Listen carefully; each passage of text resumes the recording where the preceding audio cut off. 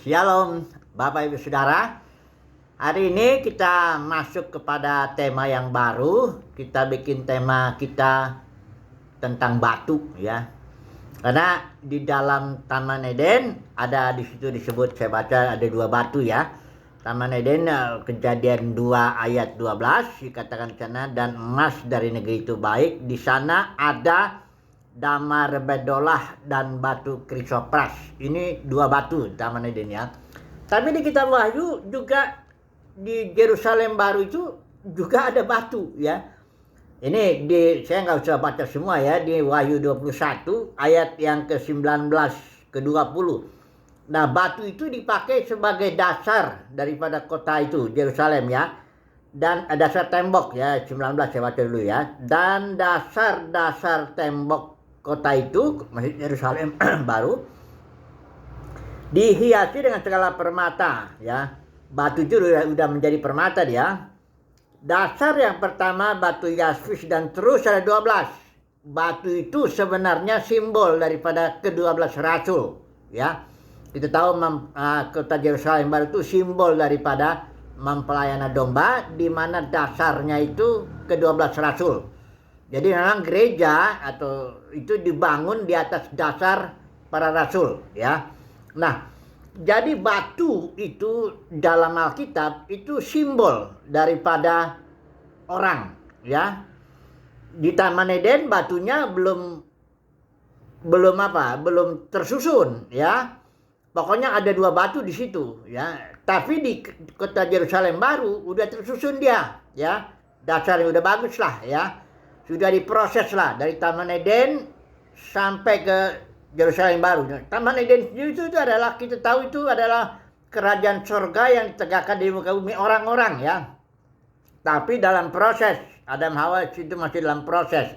Tapi di sini kota Yerusalem baru ini udah jadi nih ya. Jadi kita tahu udah kita bahas itu di Taman Eden, nah masih ada ular ya. Di sini di kota Yerusalem ini nggak ada lagi ular. Di sini masih ada pohon pengetahuan baik dan jahat, dan juga ada pohon kehidupan. Di kota Yerusalem ini hanya pohon kehidupan dan sebagainya. Kita sudah bahas itu ya. Jadi yang penting kita sekarang fokus dulu kepada batu ini ya. Bahwa batu pun yang adalah manusia itu simbol ya. Itu diproses juga. Perlu diproses. Nah, hari ini kita mau bicara tentang prosesnya aja dulu ya. Karena ini rencananya juga berseri ini ya, tentang batu ini ya.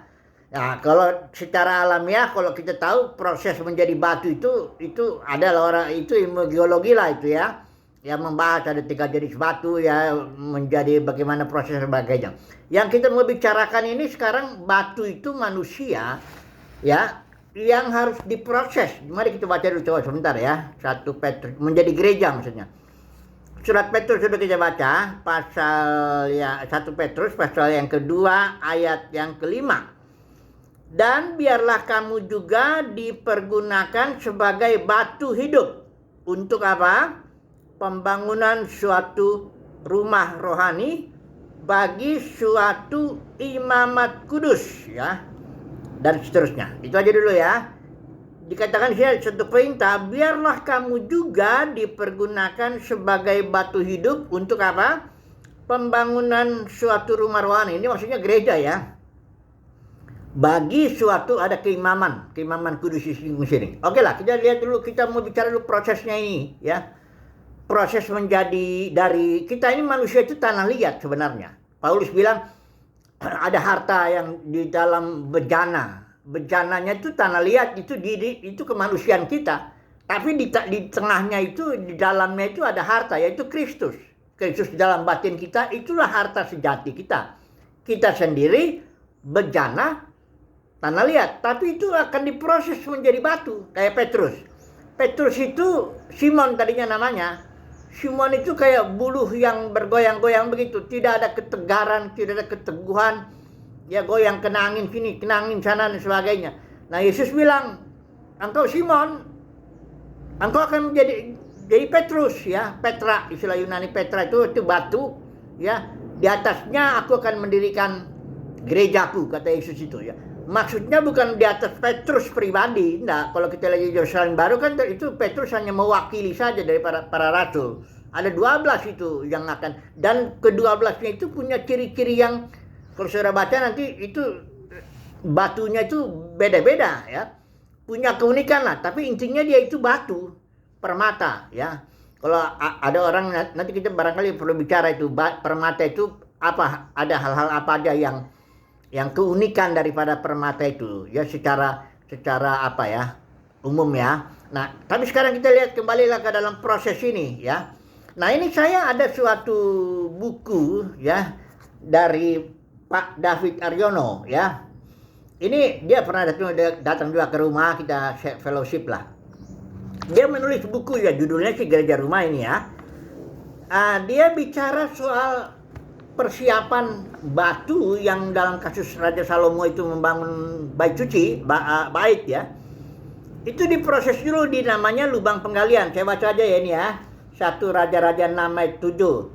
Pada waktu rumah itu didirikan, maksudnya bait suci itu, dipakailah batu-batu yang telah disiapkan di penggalian ya, sehingga tidak kedengaran palu atau kapak atau sesuatu perkakas besi pun selama pembangunan rumah itu. Jadi selama proses pembangunan bait suci Salomo itu batu itu tinggal disusun-susun aja gitu ya, tidak ada kedengaran keributan, tidak ada kekacauan lah di situ ya. Nah, jadi Pak David ini dia memberikan lah pemahaman. Saya mau sharekan dulu sedikit ini, ada beberapa aja ya. Bagaimana lubang penggalian itu tempat di mana batu itu dipersiapkan. Nah, kita ingat ya, batu itu dari manusia ya. Jadi manusia atau kita orang Kristen ini harus disiapkan di suatu lubang penggalian ya, sebelum kita bisa menjadi batu hidup untuk pembangunan suatu rumah rohani, kata Petrus itu kan. Nah, di sini ada beberapa ciri daripada lubang penggalian. Saudara bisa baca sendiri, kalau itu judulnya Gereja Rumah ya. Ini di halaman 33. Dia bilang ini, yang pertama, lubang penggalian itu tempat persiapan kita tuh di proses itu biasanya dalam dan tersembunyi di bawah permukaan tanah. Nah, terus dia menjelaskan begini, kalau kekristenan itu terfokus kepada yang gebiar gitu, yang mau yang gede-gede gitu ya, itu tidak akan pernah menghasilkan orang Kristen yang radikal dibikin ya.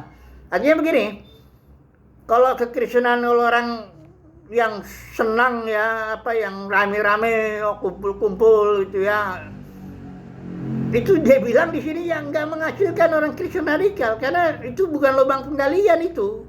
Denominasi itu bukan lubang penggalian, karena dia senangnya besar, rame-rame ya, hiruk pikuk gitu.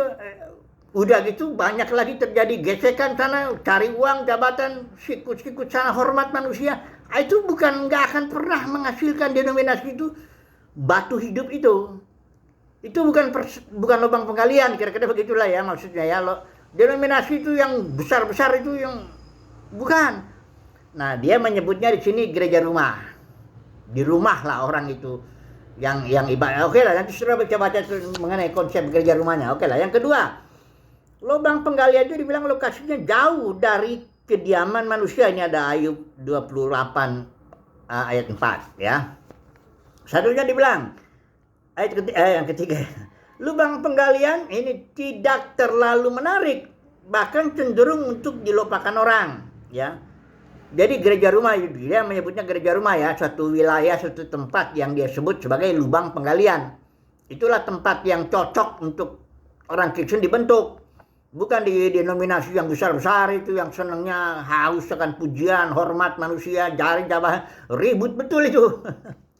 Itu bukan lubang, itu enggak akan menghasilkan batu hidup, itu malah menghasilkan manusia-manusia yang haus akan uang, haus akan kekayaan, haus akan jabatan, hormat manusia. Kayak gitu tuh katanya. Itu dia ya. Oke lah. Terus yang keempat ya, lubang penggalian biasanya sempit dan gelap dengan jumlah cukup banyak dalam satu lokasi pegunungan ya. Oke lah.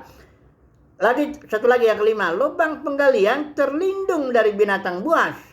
Nah, jadi artinya iblis itu nggak suka tempat yang namanya lubang penggalian itu, nggak suka itu ya. Nah, kalau kita kita ingat Kisah Rasul 20 ayat 28 sampai 30, itu kenapa gereja yang mula-mula itu berubah menjadi denominasi yang besar-besar ini, itu karena serangan serigala ganas. yang menyerang para pemimpin sehingga para pemimpin menarik murid-murid kepada dirinya, membangun sesuatu yang besar, kerajaan sendiri.